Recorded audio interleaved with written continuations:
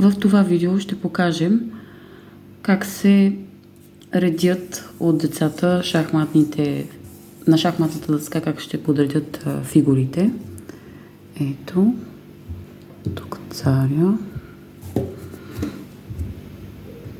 дамата, тук другия цар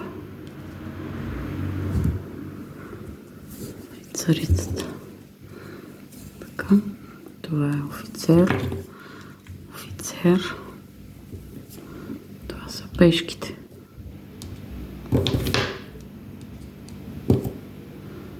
Това е топ.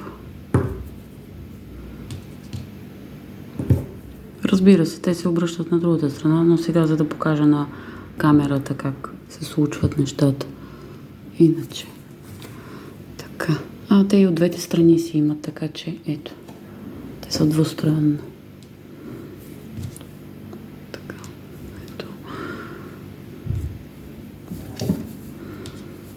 Още по-добре.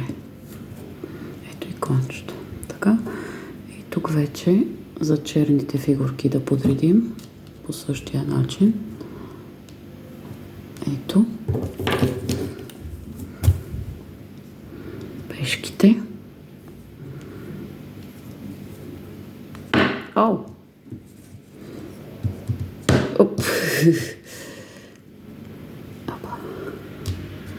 Така.